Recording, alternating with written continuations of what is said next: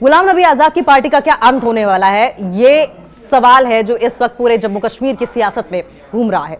दो पूर्व मंत्री कांग्रेस में क्योंकि लौट आए हैं। पूर्व विधान परिषद यानी कि एमएलसी सदस्य सुभाष गुप्ता और डीपीएपी के एक अन्य प्रमुख नेता बृजमोहन शर्मा ने भी पूर्व प्रधानमंत्री इंदिरा गांधी की 108वीं जयंती के मौके पर आयोजित जिस कार्यक्रम में कांग्रेस में फिर से शामिल हो गए हैं। दरअसल गुलाम नबी आजाद की डेमोक्रेटिक प्रोग्रेसिव आजाद पार्टी यानी कि डीपीएपी को करारा झटका लगा हुआ है। जम्मू और कश्मीर के दो पूर्व मंत्री जुगल किशोर शर्मा और अब्दुल मजीद वानी गुरुवार को अपने सैकड़ों समर्थकों के साथ कांग्रेस में लौट आए।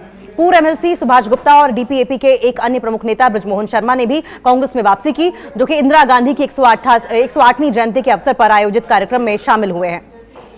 कार्यक्रम में बोलते हुए जुगल किशोर शर्मा ने कहा कि कांग्रेस ही एकमात्र पार्टी है जो धर्मनिरपेक्षता में विश्वास रखती है और अपने नेताओं को स्वतंत्र रूप से अपनी बात रखने की आजादी देती है। उन्होंने कहा कि दूसरी पार्टी धर्म के नाम पर वोट मांग रही है। धर्म व्यक्तिगत विषय है और प्रत्येक व्यक्ति को अपना धर्म मानने की स्वतंत्रता होनी चाहिए। ये स्वतंत्रता कांग्रेस में है जबकि बाकी पार्टियों में नहीं है। खासकर उन्होंने निशाना बीजेपी के ऊपर साधा।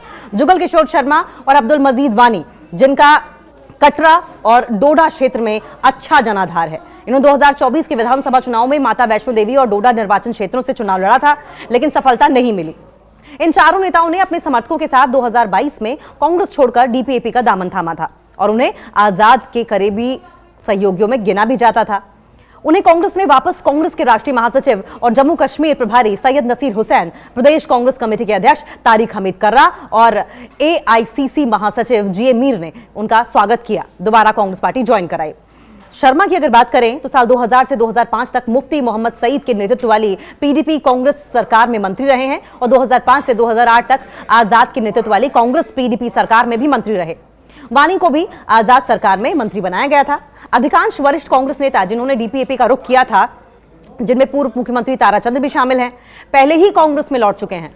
पिछले साल अप्रैल में आजाद ने डीपीएपी की सभी इकाइयों, जिसमें राज्य इकाई, प्रांतीय इकाई, जोनल इकाई, जिला और ब्लॉक स्तर की समितियां शामिल हैं, और मुख्य प्रवक्ता और अन्य प्रवक्ताओं के पदों को भंग कर दिया था, क्योंकि 2024 के विधानसभा चुनाव में पार्टी की शुरुआत के बाद इसके लगभग सभी प्रमुख चेहरे कांग्रेस में लौट गए थे।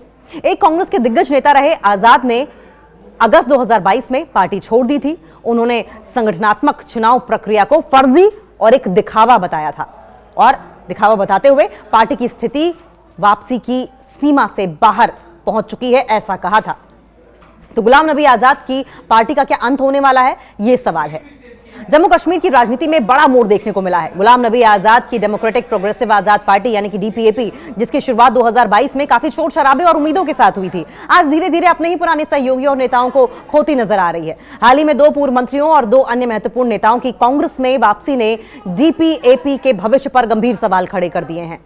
सवाल यह है कि कौन कौन कांग्रेस में लौटे हैं। इस बार चार प्रमुख नेता जो कभी कांग्रेस के महत्वपूर्ण चेहरे थे और बाद में आजाद के विश्वास पात्र सहयोगी बन गए थे, वे फिर से कांग्रेस में शामिल हो गए। पहला, जुगल किशोर शर्मा, पूर्व मंत्री, कटरा क्षेत्र में मजबूत जनाधार, 2000 से 2005 तक मुफ्ती मोहम्मद सईद की पीडीपी कांग्रेस सरकार में मंत्री, 2005 से 2008 गुलाम नबी आजाद की सरकार में भी मंत्री रहे हैं। फिर 2024 में माता वैष्णो देवी विधानसभा सीट से चुनाव लड़ा, लेकिन हार गए थे। कांग्रेस में वापसी के दौरान उन्होंने कहा कि कांग्रेस ही एकमात्र पार्टी है जहां धर्मनिरपेक्षता और अभिव्यक्ति की आजादी है। दूसरे नेता कौन है? दूसरे नेता है अब्दुल मजीद वानी, पूर्व मंत्री, डोडा क्षेत्र में प्रभावशाली नेता है। आजाद की सरकार में मंत्री रह चुके हैं। 2024 में डोडा सीट से चुनाव लड़ा था, लेकिन वो भी पराजित हुए थे। सुभाष गुप्ता तीसरे मंत्री हैं। ये पूर्व एमएलसी हैं, लंबे समय से कांग्रेस से जुड़े रहे थे। 2022 में आजाद के साथ डीपीएपी में वो चले गए थे। चौथे मंत्री हैं बृजमोहन शर्मा। चौथे नेता जो हैं ये डीपीएपी के प्रमुख नेता थे, डीपीएपी की संगठनात्मक गतिविधियों का महत्वपूर्ण हिस्सा रहे थे और इन सभी नेताओं ने पूर्व प्रधानमंत्री इंदिरा गांधी की 108वीं जयंती पर आयोजित कार्यक्रम में कांग्रेस में दोबारा प्रवेश लिया। कांग्रेस नेतृत्व ने स्वागत किया। जम्मू कश्मीर में कांग्रेस के शीर्ष नेताओं ने इनकी वापसी को बहुत इंपॉर्टेंट बताया।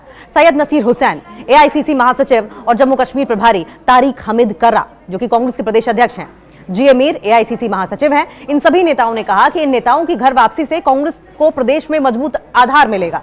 डीपीएपी में बड़े पैमाने पर टूट क्यों हो रही है? सवाल यह भी है। डीपीएपी की स्थापना 2022 में आजाद ने कांग्रेस से अलग होकर की थी, लेकिन 2024 विधानसभा चुनाव के बाद अधिकांश वरिष्ठ नेता पार्टी छोड़कर वापस कांग्रेस में चले गए। कई जिलों और ब्लॉक स्तर के कार्यकर्ताओं ने भी डीपीएपी से दूरी बना ली। अप्रैल 2024 में लगातार हो रही टूट फूट की स्थिति को देखते हुए आजाद ने सभी राज्य, प्रांतीय, जोनल, जिला और ब्लॉक समितियों को भंग कर दिया। मुख्य प्रवक्ता और अन्य प्रवक्ताओं के पदों को खत्म कर दिया गया। पार्टी की संगठनात्मक संरचना लगभग जीरो हो गई और एक्सपर्ट्स ये मानते हैं कि डीपीएपी को कांग्रेस तोड़ने वाली पार्टी के रूप में देखा गया, लेकिन खुद ही संगठित होकर खड़ी नहीं हो पाई डीपीएपी। आजाद का कांग्रेस छोड़ना। पृष्ठभूमि: गुलाम नबी आजाद कांग्रेस के सबसे अनुभवी और वरिष्ठ नेताओं में से एक थे। उन्होंने अगस्त 2022 में कांग्रेस छोड़ते समय आरोप लगाया था कि पार्टी की संगठनात्मक चुनाव प्रक्रिया फर्जी है और एक छलावा है, दिखावा है। पार्टी नेतृत्व पर आरोप लगाते हुए कहा था उन्होंने कि कांग्रेस अब अपनी पुरानी पहचान खो चुकी है। लेकिन राजनीतिक विश्लेषकों के मुताबिक, एक्सपर्ट्स ये कह रहे हैं कि कांग्रेस से अलग होने के बाद आजाद बड़ा जनाधार या मजबूत संगठन खड़ा नहीं कर पाए। डीपीएपी की छवि अस्थायी और प्रतिक्रियात्मक पार्टी के रूप में ही बनकर रह गई। अब सवाल यह भी है कि क्या यह डीपीएपी का अंत है? अब जब लगभग सभी वरिष्ठ नेता वापस कांग्रेस में आ चुके हैं, पार्टी की संगठनात्मक इकाइयां भंग हो चुकी है, चुनाव में पार्टी का प्रदर्शन कमजोर हो रहा है, तो राजनीतिक गलियारों में यह सवाल चर्चा का विषय बना हुआ है कि क्या डीपीएपी अब अस्तित्व में रहेगी या धीरे धीरे समाप्त हो जाएगी। एक्सपर्ट्स मानते हैं कि पार्टी का प्रभाव अब बहुत लिमिटेड है, बहुत सीमित रह गया है और केवल आजाद की व्यक्तिगत पहचान पर टिके रहने की कोशिश कर रहा है। कल जिस तरह से गुलाम नबी आजाद लेड डीपीएपी से 4 बड़े नेताओं ने पार्टी छोड़ के कांग्रेस में शमूलियत कर दी है, उसके बाद डीपीएपी में अफरा तफरी का माहौल पैदा हो गया है। गुलाम नबी आजाद लेड डीपीएपी की बात करें तो आपको याद ही होगा, अक्टूबर 2022 में जो पार्टी है वो बनाई गई थी, 26 अक्टूबर को बनाई गई थी और बड़े पैमाने पे उसका एक रैली के जरिए उसको लॉन्च किया गया था जम्मू में। और तब ये लगने लगा था कि गुलाम नबी आजाद वाली डीपीएपी जो है वो एक अल्टरनेटिव बन सकती है जम्मू कश्मीर की सियासत में। लेकिन वक्त गुजरा, चुनाव पे चुनाव आ गए और डीपीएपी पूरी तरह से साफ हो गई। पार्लियामेंट चुनाव हो, असेंबली इलेक्शन में तो पार्टी वैसे लड़ी भी नहीं, और जहां जहां पार्टी के प्रॉक्सी कैंडिडेट थे या पार्लियामेंट की अगर हम बात करें वहां से चुनाव जो पार्टी ने लड़ा तो पार्टी को बुरी तरह से हार हुई। उसके बाद लगातार हमने देखा कि डीपीएपी से लगातार लीडरों के निकलने का सिलसिला शुरू हुआ।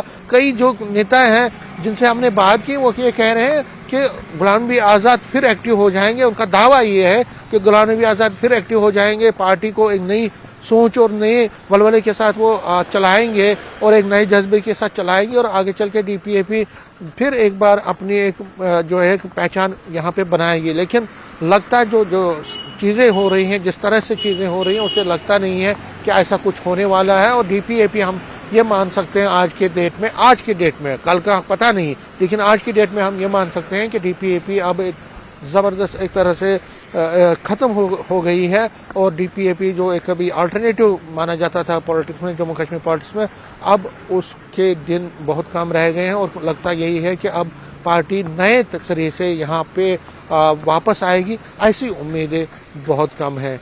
कैमरामैन जान के साथ में समीर भट्ट, न्यूज़ 18 जम्मू।